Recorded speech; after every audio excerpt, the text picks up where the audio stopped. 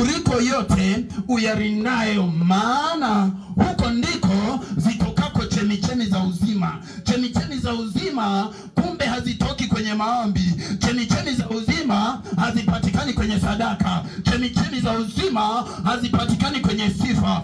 Chemichemi za uzima hazipatikani kwenye kuruka, hazipatikani kwenye kuhubiri. Chemichemi za uzima zinapatikana kwenye moyo. Sasa rinda moyo, maana huko ndiko zitokako chemichemi za uzima.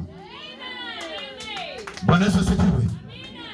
Unajua, wengi tunatunza pesa, tunarinda pesa, wengi tunarinda mme, tunarinda mke, lakini moyo hatuurindi.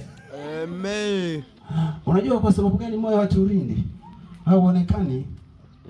Wala hatujui kazi ya moyo, maana tu tulizaliwa tukajikuta tuna hema, tukajikuta tunatembea, tukajikuta tunaongea.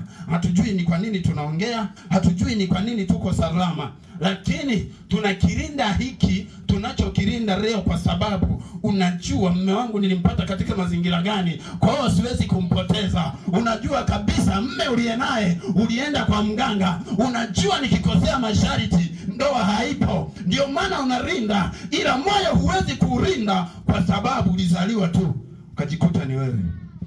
Acha nikupe siri.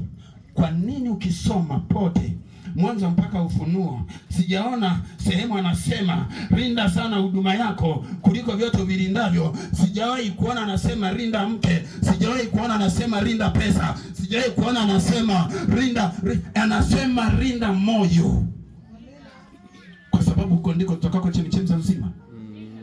Sikiliza, moyo tunaurindaje?